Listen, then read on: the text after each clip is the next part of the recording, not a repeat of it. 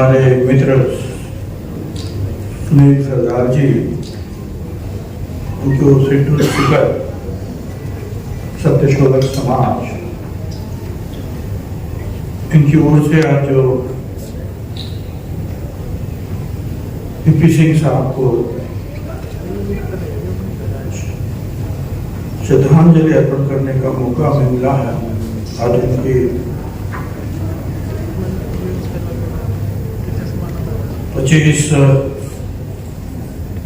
ये जो जन्मदिन है, और कल जो है मैं उनको भी आदरांजलि अर्पण करता हूँ। कल शाहू महाराज, छत्रपति शाहू महाराज, जिन्होंने इस देश में एक राज्यकर्ता की हैसियत से पहली बार 50% आरक्षण एक राज्यकर्ता के राजा के हैसियत से अपनी प्रजा को दिया, उनका भी जन्मदिन कल है।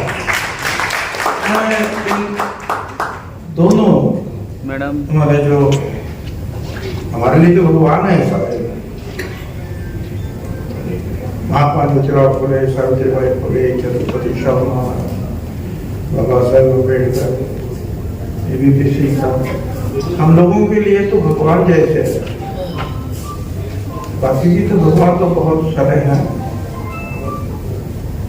मगर इन्होंने जो है आपको ऊपर उठाने के लिए किचन में से जो है हाथ देकर ऊपर उठो, चलो, बोलो, झगड़ो, ये सब सिखाया है। वही हमारे देवता हो सकते हैं भाई, और कौन देवता हो सकता है? पी सिंह साहब के बारे में आप सबने बहुत कुछ सुना तक। 60 साल तक लड़ाई चली, 60 साल ओबीसी को आरक्षण मिलना चाहिए, ओबीसी के लिए कमीशन बैठना चाहिए, जो बाबा साहब अम्बेडकर ने संविधान में लिखा था। और बाबा साहब अम्बेडकर ने भारत सरकार के मंत्री पद से जो इस्तीफा दिया, उसमें जो 3 कारण थे, उसमें ये एक कारण था कि मैं 2 साल से बोल रहा हूं कि इस ओबीसी का एक आयोग निर्माण किया जाए, उनके बारे में जानकारी जमा कर दी जाए, उनको मदद की आवश्यकता है, आरक्षण की आवश्यकता है, दी जाए। नहीं दे रहे हैं, उन्होंने इस्तीफा दे दिया। उसके बाद कालेकर कमीशन आया, उससे तो मुझे बहुत हंसी आती है आज तक। तो कालेकर कमीशन, वो चेयरमैन थे कमीशन के, और उन्होंने जो है रिपोर्ट तैयार कर दिया कि भाई ये ओबीसी को जो है सब कुछ देना चाहिए, आरक्षण देना चाहिए, सब कुछ देना चाहिए। सबमिट किया और ऊपर से डांट मिली। कौन डांट मिली, कौन किसने डांटा, नहीं तो नहीं बोलूं, मगर उसने फिर एक चिट्ठी लिखी कि भाई मैंने आपको जो है हमारा जो सारा पूरा हाल जो है वो सब दिया है, मगर मैं इससे जो है सहमत नहीं हूं। तो पहले इस पे सिग्नेचर है, बाद में डाक गिरी तो बोले मैं सहमत नहीं हूं। बस ठंडे कस्ते में सारा सब कुछ गया। बाद में जो है मंडल कमीशन की स्थापना हुई, वो उसका भी जो है किया गया, वो भी 10 साल तक ठंडे बस्ते में रहा। और फिर जो है वीपी सिंह साहब हमारे लिए देवदूत जैसे मन करा, और उन्होंने जो है ये इसको अंजाम देने की बात कही। और आप सबको मालूम है, जब मंडल चला तो वहां से कमंडल दिया। अडवाणी साहब ने रथ यात्रा निकाली, तो लालू प्रसाद यादव जिन्होंने जो बिहार में उसका रथ रोक दिया, गिरफ्तारी की।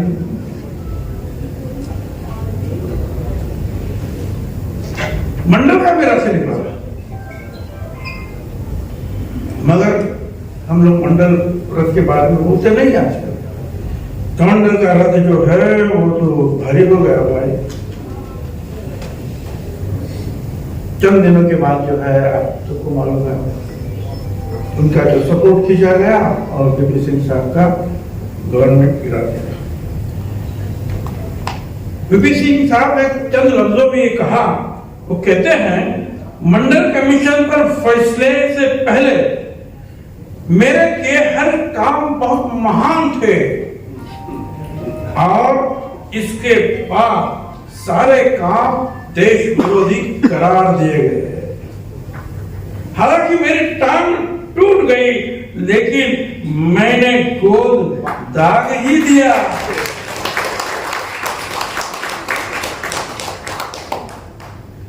फिर आगे वो कहते हैं कुछ भी किया जाए तो उसकी एक कीमत देनी होती है।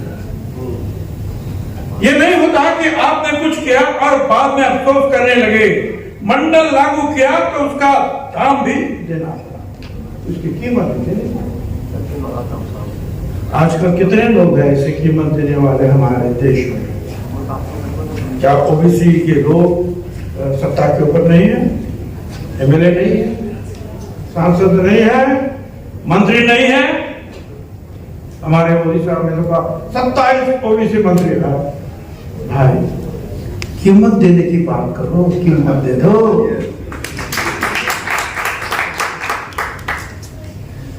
बहुत बड़ी कीमत उन्होंने चाहिए, मगर हम लोगों ने जो है उनको भुला दिया। सही कितने लोगों के दिलो दिमाग में वीपी सिंह साहब, चंद लोग जो है जो ओबीसी के बारे में बार बार बोलते हैं, उनको तो पता नहीं। मैं क्या ओबीसी समाज को मालूम है कौन वीपी सिंह साहब कौन थे, क्या कैसे क्या हुआ उसके बाद कुछ पता नहीं। बड़ी दुख की बात है, ये हमको करना चाहिए था, हम नहीं कर पाए। क्या करें? आरक्षण चाहिए। ये जो अन्याय की बात जो है छत्रपति शिवाजी महाराज के ऊपर भी हुई है। उनका राज्याभिषेक नहीं होता था, कहते थे कि वो निचली जाति का है, तो वहां के हमारे जो बम्बन लोग थे उन्हें नहीं करेंगे तुम्हारा राज्याभिषेक। तो यहाँ से रास्ते से कोई दूसरा एक कोई बम्बन लेके गए राज्याभिषेक करो। ये जो हमारे जो एक शाहू महाराज वो पंचगंगा नदी जो है वहाँ तो रिवर जो उसके स्नान कर रहे थे, तो राजा जब स्नान करते हैं तो कुछ जो है मंत्र तंत्र जो है पढ़े जाते हैं, तो उनका जो पुरोहित उनका के साथ ये जो हमें जो बोल रहा है जो कुछ मंत्र तंत्र ये जो है ये वेदोक्त नहीं है, ये पुराणोक्त है। तो बोले क्या बात है, वेदोक्त क्यों नहीं भाई, तुम वेदोक्त मंत्र क्यों नहीं बोल रहे? तो बोले तुम राजा नहीं हो सकते। बोले क्यों नहीं हो सकते? उससे जो उनके जो दिमाग में वो बात बैठी, फिर उनकी समझ में आया ये सारे लोग शिक्षित है, हमारे सारे लोग अनाड़ी हैं। जहाँ भी जो किसी भी कचहरी में जाओ वहाँ वही लोग देख रहे हैं, लिखने वाले लोग वही हैं, झगड़ने वाले भी वही लोग हैं, और इंसान जो इंसाफ देने वाले भी वही है। हमारे लोग तो सिर्फ जो है पूछे कि भाई हमारा ये हुआ ना वो हुआ।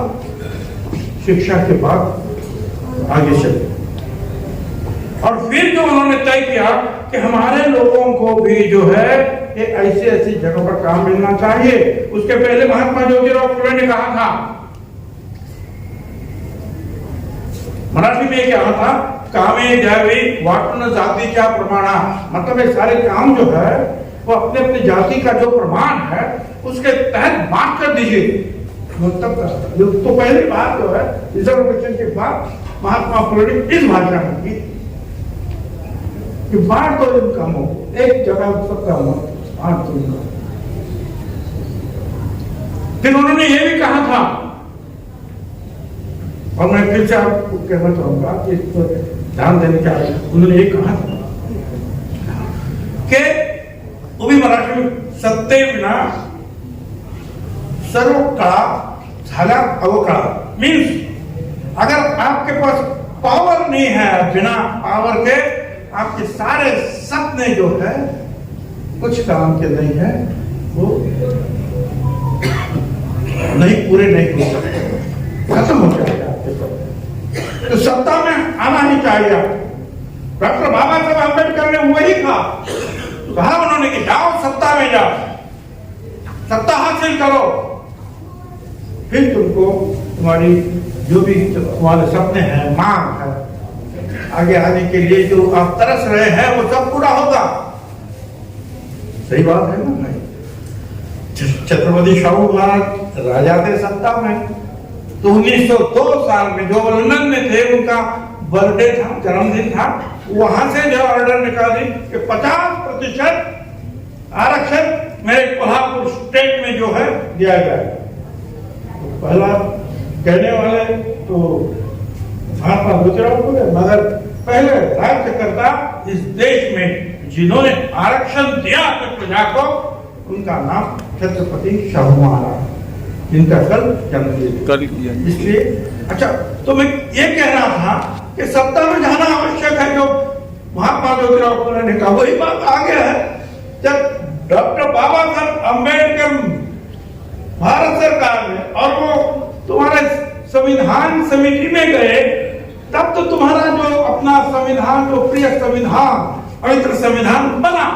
अगर वो नहीं आया तो फिर सब क्या होगा? तो वो वहां गए, बैठे, बहुत लोगों ने टांगे अड़ाने की कोशिश की, सारी बातें इतनी सरल नहीं हुई भाई। फिर भी वो सत्ता में थे, वहां बैठे और उन्होंने जो है संविधान लिखा। तब तुमको हमको जो है ये बोलने के लिए, लिखने के लिए, कहीं भी रहने के लिए, काम करने के लिए ये जो आजादी मिली, उसका कारण जो है वो संविधान। हमको वोट देने का अधिकार मिला, अमीर हो या गरीब हो, हिंदू या मुसलमान, एक वोट का अधिकार, सबको समान। बाबा साहब का संविधान है, सत्ता में जाना चाहिए। और वीपी सिंह साहब ने भी मंडल आयोग दिया, सत्ता में थे, प्राइम मिनिस्टर थे, तभी नहीं तो वो तो मंडल आयोग तो पड़ा हुआ था 10 साल से भाई, आयोग तो तैयार था, 10 साल से इम्प्लीमेंटेशन नहीं हो रहा था, सत्ता में आए, इम्प्लीमेंटेशन हो गया।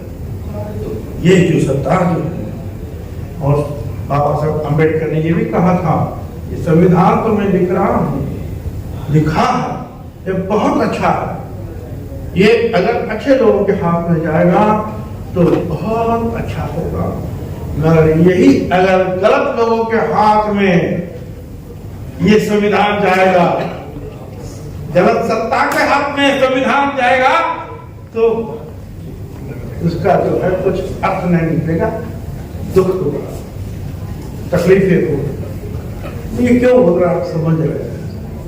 मुझे क्या कहना चाहिए? संविधान अच्छा है, उसको हाथ में किसके ये संविधान? कुछ भी करो चलता है। आपने कहा कि ये जो अर्जन सिंह साहब की बात पे सही बात है। मैं डिप्यूटी चीफ मिनिस्टर था महाराष्ट्र का, और ये क्या जनता मंत्र में वैसे ग्रुप में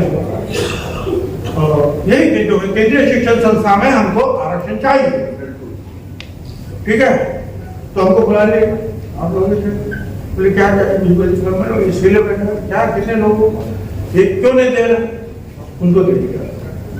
2007 से मेरे ख्याल से उन्होंने आरक्षण केंद्रीय संस्था 2017 में निकाल दिया गया। आपको पता है 2017 में उसको विड्रॉ किया, अब फिर 2 साल पहले जो है उन्होंने बोला कि भाई हम आपको आरक्षण दे रहे हैं केंद्रीय शिक्षण संस्थान।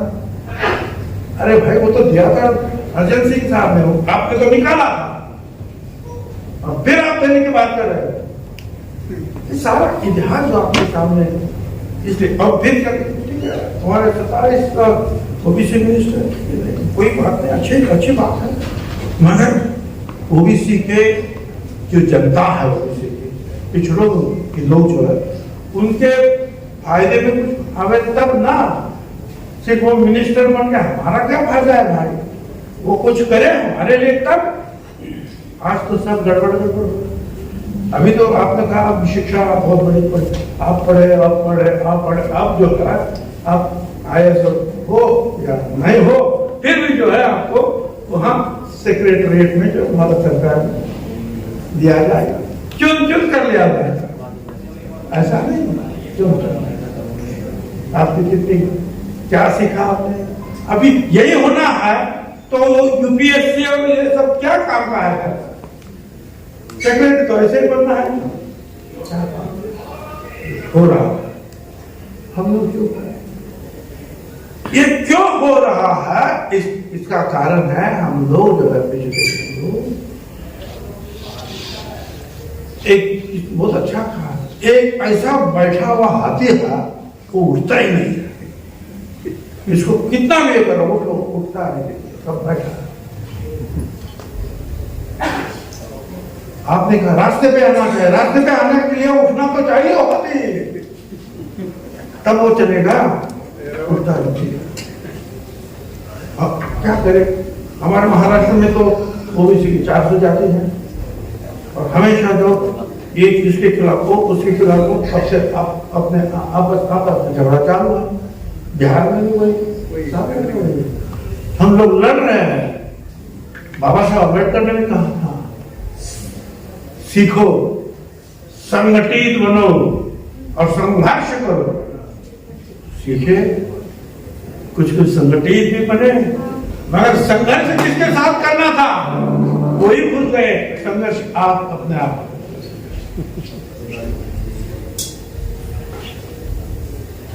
अंधश्रद्धा में सावित्रीबाई फुले, महात्मा ज्योतिराव फुले सभी ने कहा अंधश्रद्धा छोड़ो। सबसे ज्यादा अंधश्रद्धा में अगर कोई डूबा है तो OBC समाज है इस देश का। चलो जाइए बागेश्वर को बागेश्वर लाखों दौड़ कुछ मत भी है, क्या कौन है वो ऊंचे जाति के लोग? वो नहीं है जाता, हमारे लोग हैं। उनके लड़के वो तो लंदन, अमेरिका, ऑक्सफोर्ड वहीं है, ऑक्सफोर्ड या हार्वर्ड। हम लोग यहाँ बैकवर्ड।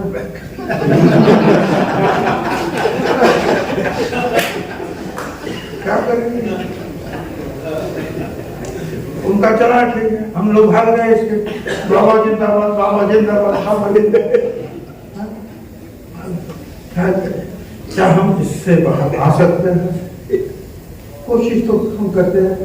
कांजा साहब सभी उनको तो बड़ी अच्छी बातें सारे हम अपने ओर से जो है ताकत लगा सकते। यही एक जो है मेरे ख्याल से आज मुझे याद आता है बाकी है ये शरद यादव और उन्होंने कहा कि बिजबल जी मैं तो अभी थक गया हूँ, आप जो है इस लड़ाई को आगे बढ़ाइए।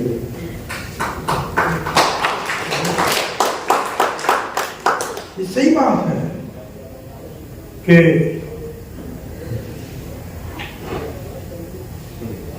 बाबा साहब अम्बेडकर को भारत रत्न देने का काम जो है वो किसने किया था? VP सिंह साहब ने किया था। चित्र भी लगवाया और उनको जो है संघर्ष तो काफी करना पड़ा। सारे लोग हमारे शरद यादव जी, प्रसाद यादव जी, मुलायम सिंह यादव, सब लोग अपने अपने ढंग से लड़ते रहे।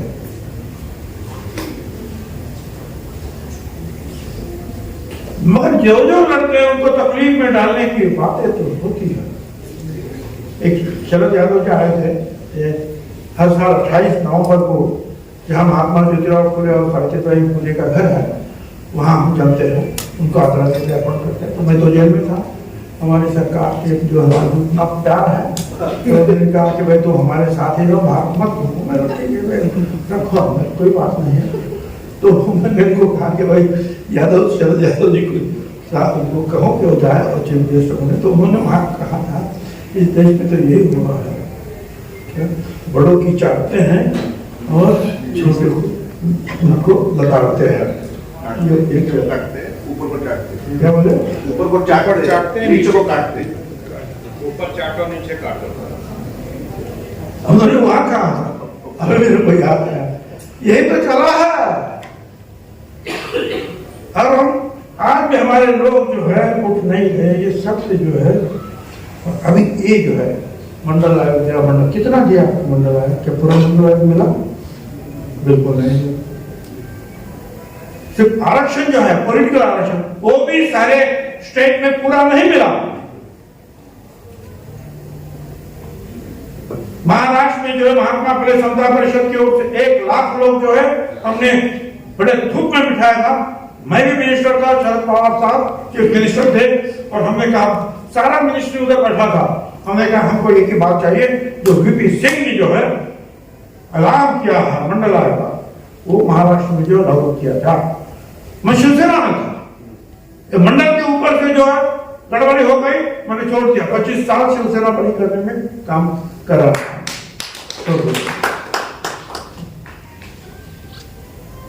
तब शिवसेना छोड़ना इतना आसान नहीं था। अभी तो कोई भी जाता है, वहां से उठता है, सूरत जाता है, सूरत से गुवाहाटी जाता है, गुवाहाटी से गोवा आता है, सब कुछ करता है। उस समय अंदर जाने का रास्ता था, बाहर आने का रास्ता ही नहीं था। तब हमने जो है कोशिश किया बाहर आएगा। ये बहुत बड़ी बात, छोटी बात है मेरे लिए, तो छोड़ो। तब बात यह है कि तब उन्होंने जो है हमको ये दिया, पॉलिटिकल आरक्षण दिया, एजुकेशन में दिया, नौकरी में दिया। अब 25-27 साल के बाद बीजेपी का एक बंदा आ जाता है सुप्रीम कोर्ट, खानविलकर साहब वहां जज बैठा है, तभी के बाद होता है, साल भर पहले के बाद।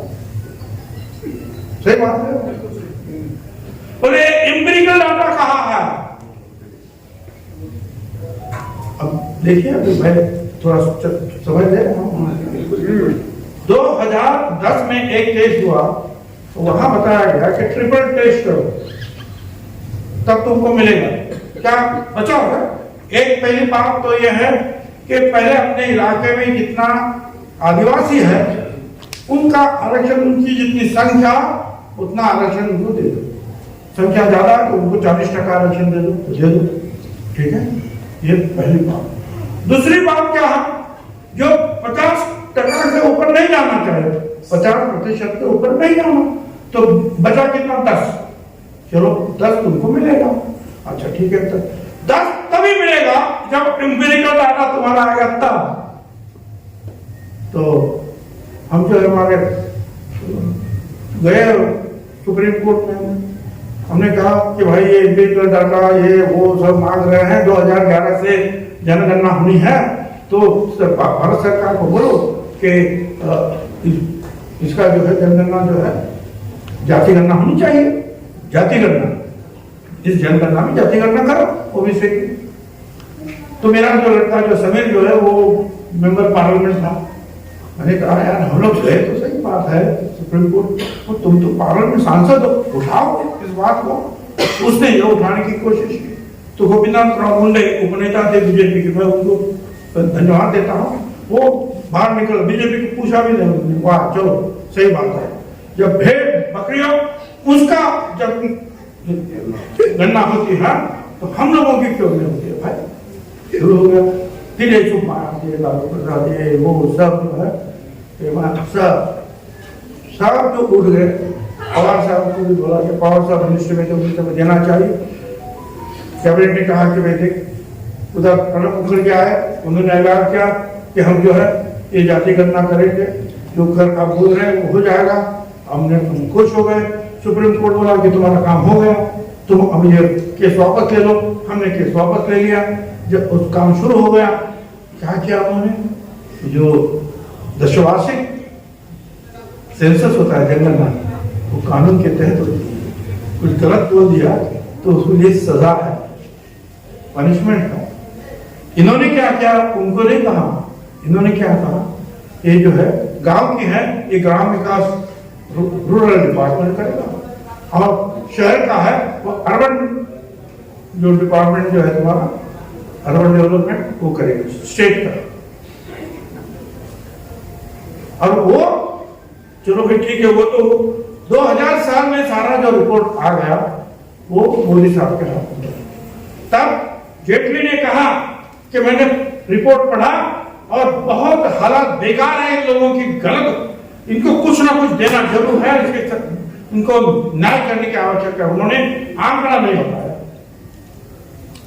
और ये हम काहे के लिए चाहिए, ये जाति गणना काहे के लिए, सिर्फ कारपोरेटर बनने के लिए या ये बनने के लिए, वो बनने के लिए नहीं। सुमित्रा महाजन जो लोकसभा की स्पीकर थी, 16 एमपी की कमेटी बनी कि भाई ये ओबीसी का आप जो है अभ्यास स्टडी करो, तो उन्होंने किया और उन्होंने कहा कि नहीं, इनको भी जैसा शेड्यूल कास्ट शेड्यूल ट्राइब को जो है और फंड्स देके जो है इनको ऊपर उठाने की बात हम किए हैं, ऐसी ही ओबीसी के बारे में करना चाहिए। मगर हमारे पास डाटा नहीं है, तो उन्होंने जो है सेंसस कमीशन को बोला कि डाटा जमा करो। ये बात रही। ये दूसरी कमेटी हुई, मनमोहन सिंह अध्यक्ष, चिदम्बरम, प्रणब मुखर्जी और शरद पवार कमेटी के मेंबर। उन्होंने कहा कि देना तो चाहिए मगर डाटा नहीं है। उन्होंने फिर कहा कि जाति गणना करो। किसको कहा? ये तुम्हारे सेंसस कमीशन। तो क्यों, अगर ये होता है तो जैसा शेड्यूल कास्ट शेड्यूल ट्राइब इनके लिए हजारों करोड़ों रुपए का जो फंड्स मिलता है उनकी शिक्षा के लिए, उनकी जो है हेल्थ के लिए, बहुत सारा जो है जो भी अच्छी बातें उसमें है हम कर सकते हैं। इसके लिए हम चाहते हैं, पॉलिटिकल तो है, वो आरक्षण वो फायदा तो मिले पर उसके साथ हमको ये फायदा मिले। इसके लिए जाति करना चाहिए। यहां तो उल्टा ही हो गया। यहां तो एक बीजेपी का बंदा जो है, जैसे मैंने कहा कि वो खालियोदर साहब के जो कोर्ट में गया, वो बोलेगा इसके उनके पास जो एम्पिरिकल डाटा नहीं है। अब तब जो है हमारे बीजेपी की सरकार थी 2017, वो बैठे हैं, 19 में इलेक्शन आया, उन्होंने झट से एक अध्यादेश निकाल दिया, वो गलत निकला, हो गए। हम लोग आए, हमको मालूम पड़ा अरे कोर्ट में अभी तक केस चालू है, 2-3 साल से कोई देखा है। हम देखने लगे, कोरोना आ गया, अब कैसे जाए घर घर में, कौन जाए घर घर में। हमारे सब बड़े साहब ने बोल दिया था घर के बाहर नहीं निकालना, जब मैं बोलूंगा तब थाली बजाना, बस खत्म। अब कैसे, अब देखो 2021 की जनगणना जो है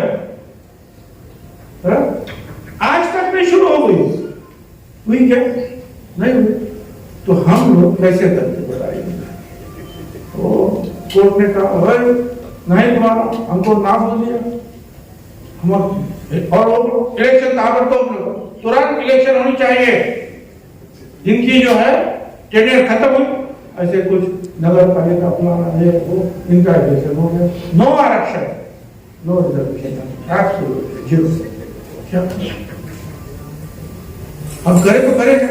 इतने में जो है मध्य प्रदेश का इलेक्शन आया तो हमारे कुछ लोग गए उसके खिलाफ उधर ही कि भाई इसका एम्पिरिकल डाटा कहाँ है ये बताओ। अब वहां शिवराज चौहान बीजेपी के बैठे थे, वो दौड़े दौड़े दिल्ली में आ गए, फिर चला बराबर ठीक ठाक, फिर कोर्ट में गए, फिर वो आरक्षण का मंजूर हुआ, हम भी उसी रास्ते पे गए, फिर वो हो गया। अब यूपी आया है, उसको भी कहा था एम्पिरिकल डाटा। कहने की बात यह है कि एक जजमेंट से जो है सिर्फ महाराष्ट्र को तकलीफ में लाने की जो बात कुछ लोगों ने कही कि सारा देश का जो आरक्षण खतरे में है। अब जो भी जिसका भी इलेक्शन है उसको चलो एम्पिरिकल डाटा जमा करो, और एम्पिरिकल डाटा जमा करे तो कर तो आसान तो है। ठीक है, जाति गणना के लिए हमने भी एक प्रस्ताव पास किया है, अभी तक तो नहीं हुआ। अब हमारे जो नीतीश कुमार जी वो जाति गणना करने लगे तो फिर कोर्ट आए बीच में, भाई तुम क्यों कर रहे हो? अरे भाई तो तुम हमको पूछते क्यों हैं कि तुम कितने हो?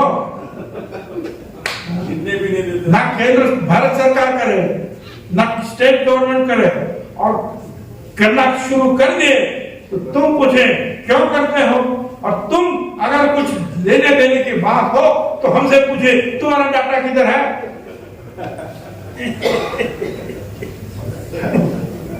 क्या चल रहा है?